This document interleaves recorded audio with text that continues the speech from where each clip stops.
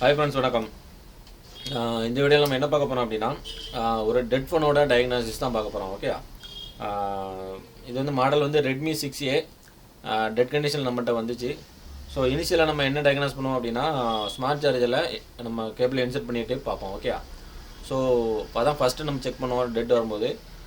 இதில் வந்து நம்ம ஸ்மார்ட் சார்ஜரில் நம்ம கேபிளை இன்சர்ட் பண்ணிட்டு பார்க்கும்போது எவ்வளோ வருதுன்னா, வித்தவுட் பேட்டரியிலேயே எவ்வளோ வருது அப்படின்னா 0.4 0.5 கிட்ட வருது. ஆக்சுவலாக இந்த வேல்யூ வந்து வரக்கூடாது. இப்போ நம்ம வித்தவுட் பேட்டரியில் செக் பண்ணும்போது 0.1 அவ்வளோதான் வரும். இதில் வந்து வித்தவுட் பேட்டரியிலேயே 0.4 இல்லை 0.5 கிட்ட வருது. ஓகே, ஸோ இந்த வேல்யூ வந்து ரொம்ப ராங்கான வேல்யூ. ஸோ இது மூலமாகவே வந்து இந்த வேல்யூ மூலமாகவே நம்மளுக்கு ஃபால்ட் எங்கே இருக்குது அப்படிங்கிறத ஈஸியாக கண்டுபிடிச்சிடலாம். ஓகே, இப்போ நான் உங்களுக்கு கேபிளை இன்சர்ட் பண்ணுறேன். இப்போ உங்களுக்கு ஸ்மார்ட் சார்ஜரோட ரீடிங் உங்களுக்கு காட்டுறேன். ஓகே,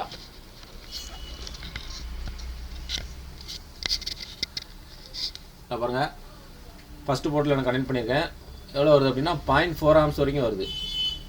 ஓகே, ஆனால் இப்படி வித்தவுட் பேட்டரியில் பாருங்கள், பேட்டரியை மாட்டலை, ஆனால் 0.4 ஆம்ஸ் வருது. ஸோ இந்த வேல்யூ வரக்கூடாதுன்னு பாருங்கள், 0.4 to 0.5 ஆகி மறுபடியும் 0.4க்கு போகுது. ஓகே, ஸோ வந்து இது வந்து தப்பான வேல்யூ. இந்த வேல்யூ வந்து வரக்கூடாது. இப்போ வந்து என்னென்னா இன்சர்ட் பண்ணியிருக்கேன், ஆனால் பவர் ஐசி வந்து ஹீட் ஆகுது.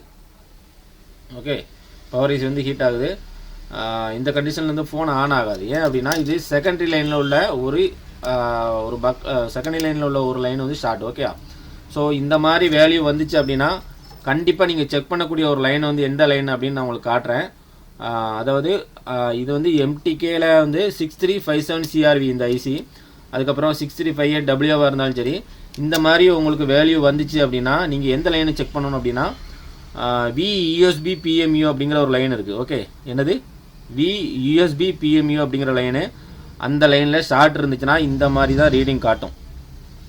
ஓகே, ஸோ நீங்கள் ஃபஸ்ட்டு டயக்னாசிஸ்லேயே வந்து எங்கே ஷார்ட் இருக்குது அப்படிங்கிறத ஈஸியாக சொல்ல 100% நீங்கள் வந்து ஷுவராக சொல்ல முடியும் அந்த லைன் தான் ஷார்ட் இருக்குங்கிறத. ஓகே, ஸோ அதை வந்து இப்போ நான் உங்களுக்கு லைவாக செக் பண்ணி காட்டுறேன், அதை நீங்கள் பாருங்கள். ஓகே, ஸோ இந்த மாதிரி உங்களுக்கு ரீடிங் காட்டுச்சு, எம்டிகே செட்டில் இந்த மாதிரி ரீடிங் காட்டுச்சுன்னா நீங்கள் டேரெக்டாக அந்த லைனில் நீங்கள் செக் பண்ணுங்கள். அங்கே தான் 100% உங்களுக்கு ஷார்ட் இருக்கும்.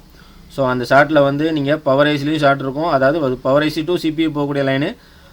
அதை நீங்கள் பவர் ஐசி எடுத்துகிட்டு நீங்கள் அந்த ஷார்ட் ரிலீஸ் ஆகிட்டான்னு பாருங்கள். இல்லை அப்படின்னா CPUவில் ஷார்ட் இருக்கும். ஓகே, ஸோ அதை எப்படி கிளியர் பண்ணுறது அப்படிங்கிறத நெக்ஸ்ட்டு பார்க்கலாம், நெக்ஸ்ட் வீடியோவில் பார்க்கலாம். இந்த வீடியோவை பொறுத்தளவு அந்த லைனை, அந்த டயக்னாசிஸ் வந்து நீங்கள் எப்படி பண்ணுறது அப்படிங்கிறத இந்த வீடியோவில் பார்க்கலாம். ஓகே, ஸோ ஃபால்ட் வந்து அந்த VUSB PMU லைனில் தான் ஷார்ட் வந்து 100% இருக்கும்.